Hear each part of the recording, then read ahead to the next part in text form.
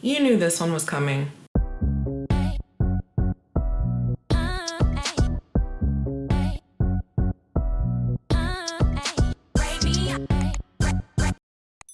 Hello curious strangers and my beautiful gems, it's your girl Crystal, and today we're going to uncover the BBL epidemic and how you can avoid this awful contagion. I've been avoiding it since I started my slim thick weight gain journey since 2018, and I'm going to share some tips on how you can do the same thing I've been doing. I haven't talked about a BBL in a dedicated video ever. I really kind of just let people be for the most part, but after seeing some recent trends and content coming out, especially from TikTok, I have to say something. And I'm really glad that a lot of creators are using their platform to educate the masses, because there's a lot of young girls out there who seem to be very uneducated about it. And it's because they're getting this life-threatening operation without really considering if it's even worth it. We're gonna get into the financial strain and what people might not realize when they go overseas to get it done, and also some of the health risks that some people just seem to not talk about, besides the obvious ones. I found it interesting while doing some more research about the BBL because it's supposedly supposed to be a better alternative than getting implants because it reduces infection. But oddly enough, infections definitely come with BBLs, so that kind of didn't even make a difference. A BBL stands for Brazilian butt lift, is essentially a fat transfer operation, which is supposed to create a natural looking backside, but a lot of times we all know this shit don't be looking natural. They use liposuction to collect fat from different areas of the body, such as your hips, thighs, abdomen, and they put it in your butt. After they put it in your butt, however, 50% of that fat does not stay there. A lot of it gets absorbed back into the body and released through the lymphatic system. Doctors commonly put in even more fat than they would normally because they know you're gonna lose a lot of it. The cost of the Brazilian butt lift is insane. Of course, this depends on which doctor you go to. It sits at around $6,500 US, which is even more crazy to me because I just want to know, where are all of you getting your money from? Like, I really hope that this isn't the only savings you have in your life and you're using it for a BBL, because there's so much more you can do with that kind of money. I would definitely be investing it in stocks or cryptocurrency or my own business or something that's going to become an asset, not necessarily a trend, because that's what it is a trend. It's not going to be here forever. In the next 10 years, 20 years, who knows what the body standards will be, but people don't think about that. And I think we live in the now, and especially the younger women who are being targeted by this new beauty standard. There's gonna be a time, I believe, where people are going to prefer natural bodies over the carbon copy Kim Kardashians and Kylie Jenners. It's not gonna be something that'll be here forever, because now that I am approaching my juicy 30s, I have lived through different periods of time now where back in the 90s, early thousands, we had young, really slim women getting all the love and attention from everyone, both women and men.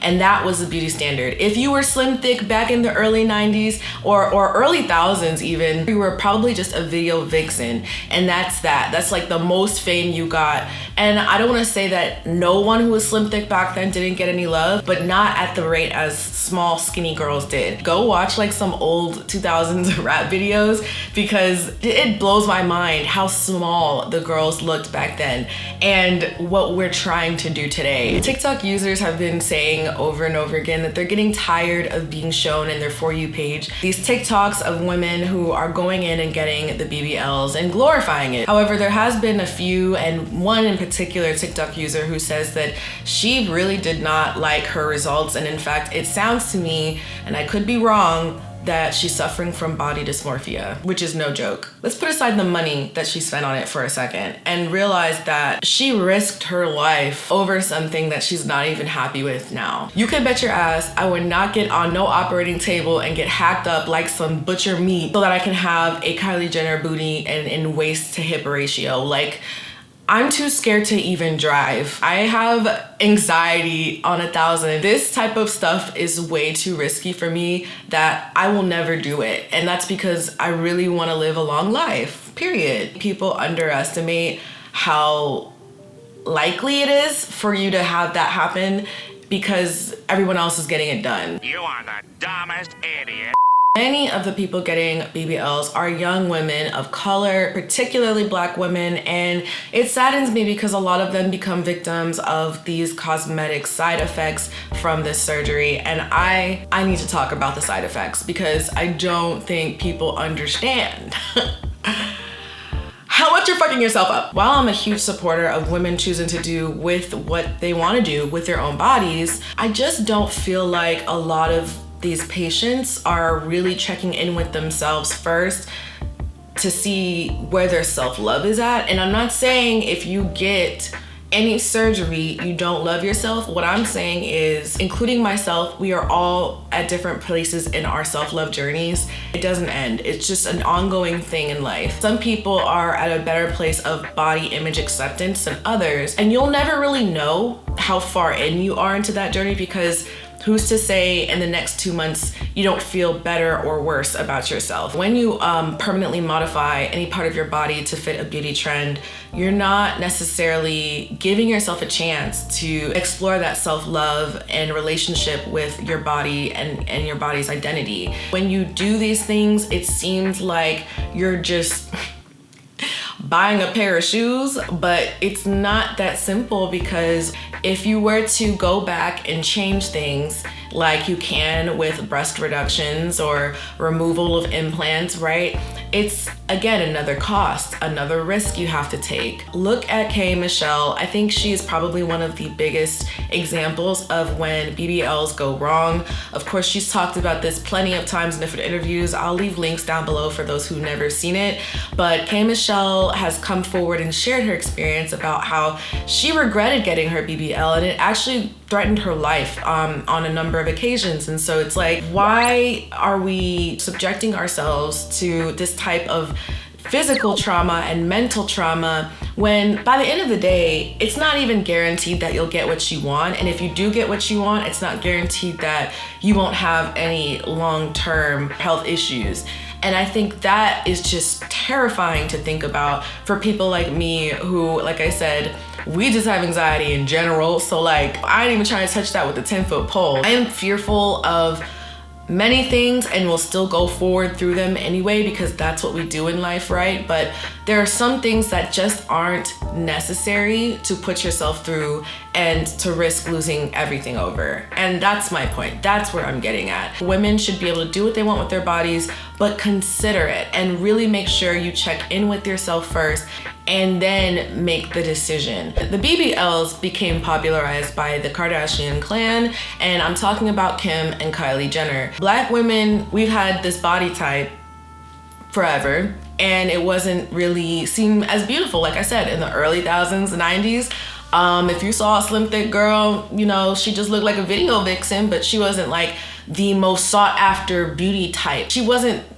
seen the way that people are seen today on Instagram with BBLs. Like, it wasn't necessarily on that level. But the problem is, even Kim's and the Kylie's and everyone else you probably follow on Instagram with their body types, they're not being honest fully about how truly unhappy they are with their body. I don't watch the Kardashians. I've never invested that much of my energy into them, their brand, their empire, whatever you want to call it. But seeing that they feel the way that a lot of women already feel without the BBLs is enough reason for you to really think this is probably not gonna be the solution to my problems.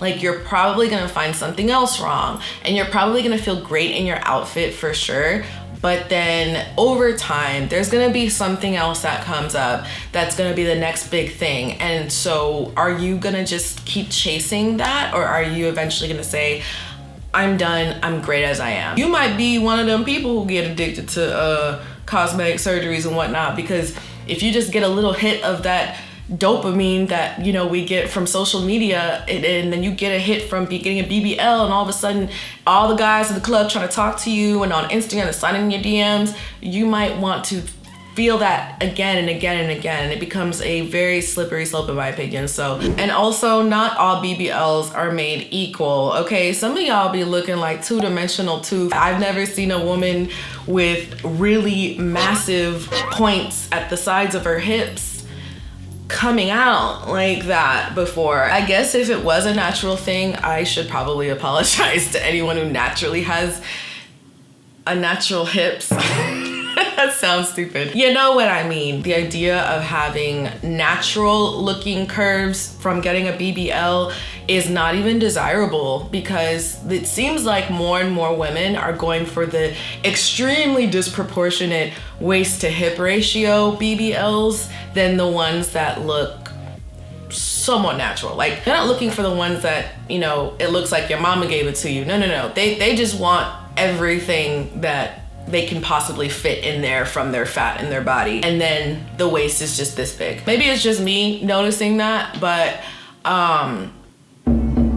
yeah. And I'm honestly more so talking about the Instagram baddies because, oh Lord, just look at Fashion Nova. I'm sorry, I have to talk about Fashion Nova and their BBL aesthetic that they've had for the longest. I mean, it's great seeing people finally call them out on that, because I felt that way for years. Someone who has a natural butt and a slim waist is not gonna look like the other girl who has a BBL butt. I think what we really need to talk about more than anything though is why some of y'all who would watch this video and other videos like it will still choose to get a BBL after hearing all of the health risks I'm about to list right now about it. Health risks include infection, as we talked about before, blood clots, excessive blood loss, cardiac and pulmonary complications, deep vein thrombosis, complications associated with liposuction or anesthesia, and most commonly, fat embolism. Couldn't be me. Fat embolism is when the fat will be basically put into the bloodstream and travels to your lungs, and this is mostly common and fatal.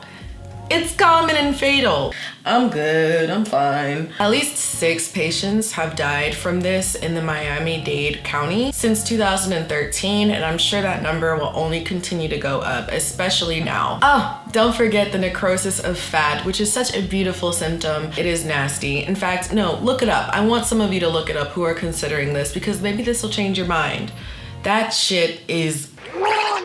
And this is why I've always had mixed feelings about medical tourism, because there are BBL factories both in Turkey and Mexico that are pumping out patients like by the score. And this is something I don't think people consider, because if it's cheaper doesn't always mean it's better. When you travel, you are spending more money for accommodation. You need to make sure you're there for long enough for your surgery wounds and incisions to recover, because you don't want to just hop on a plane as soon as you're done with your surgery. That doesn't even make sense. And listen, if the doctor says it's okay, I bet those women who were in that viral video in the Miami airport were not the most comfortable, okay? I can only imagine if I'm in a wheelchair and I got drugged up the night before, day before, days before, I'm still not gonna feel good to be in an airport. I don't even like being in an airport in any condition, to be completely honest. Like, and it just puts you at the risk of bacterial infections like E. coli, and your surgical incisions can come apart. I mean, yeah, you get a wheelchair, but I mean, you still run the risk of all of those things. Some of these different countries don't have the same health guidelines and practices that we do that protect patients here in the US. So what are you gonna do if something goes wrong? Are you gonna spend that money to go back and then you're gonna stay there for them to fix it? It's gonna add up, y'all. It would be much better off if you had to get it at all to get it here in the States. Yeah, I just really hope this trend is at its peak and will soon be on the decline, because we already deal with enough issues as it is. What I would love for people to start doing is start to follow naturally slim, thick girls. Follow people who share tips about how they did it naturally. I totally understand a lot of you want it now. You don't want to wait 2 years or however long it'll take for your genetics to do it, because some people will get it sooner. It might be worth saving your life over versus getting a BBL. I follow a lot of fitness influencers who documented their journey from being either really tiny or really big, and becoming a beauty standard naturally through fitness and weight training and dieting. I've studied each of their different bodies because I find it very inspiring to see that they really did do all of this by dieting and going to the gym and not going under the knife. I was a toothpick. I was really, really small and I wanted to get thicker, and I ate and I did really well, and I kind of overate, and now I'm back to wanting to lose weight. While it isn't perfect, I would rather have this and no future health complications due to my old BBL I got, and just live happily knowing that if I wanted to, I can also revert my body back to being really, really skinny. I would just lose a bunch of muscle mass, and honestly, I'm probably not doing that anytime soon, but that's just something to think about. Your body can do so many amazing things if you try to even give it the chance to show you. Stop following people who reinforce the idea that your body is not great unless you get a BBL. Like, stop that now. In the beginning of my weight gain journey, I made it a very clear point to myself to only follow influencers who had a clear, transparent journey themselves. I wasn't only seeing on their feed their perfect body, I was seeing occasional posts of what they used to look like and what they've done to become who they are today. I would say it's a red flag if you're following someone who claims to be a fitness influencer and they have no pictures, no videos of what they looked like before they started building muscle. They got a BBL. They did something. Run the other way. Matter of fact, run to my channel, because that's where you need to stay. It's just important to become more discerning about the people you follow and look up to physique-wise, because they might not be telling you the full truth. Maybe they got a BBL, maybe they did some other shady shit to get the body that they have now, but regardless, focus on the fact that it is possible. There are real people who've gone through a natural weight gain, booty building journey like myself, and you can do it too. We have certain genetics that allow our butts to grow the way that they grow. So just remember that yours might be different. Yours might grow in a more attractive way than mine did, and vice versa. But I think the most important thing is you have to realize that you're capable of doing a lot with your body. So don't give up on yourself just because you see all these people in the hordes going to get BBLs. It's not that serious. Before you stop listening to me about me talking about fitness and how y'all might want to consider it, think of it like this. You work out 2 to 3 times a week at the gym or at home, you eat good, and in 2 years, you got your dream body. Boom, bow, it's done. I think people think fitness has to be this complicated thing. It's not, I promise you, it's not that complicated. A lot of it is mental, I will say. It does release positive, happy hormones when you work out, so you will feel better about yourself mentally, both inside and outside over time, but you have to give yourself some time to see the results. It's not gonna be like, overnight, and that's okay. Glute bridges are fun. Try some glute bridges, y'all. Just and put some weight on there. I promise you, it's not that bad. It's really, it burns so good.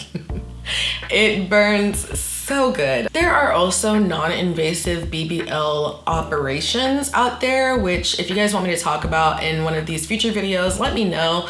I would be happy to get into that because these are options for anyone who is seriously still considering it, but maybe is a little scared now.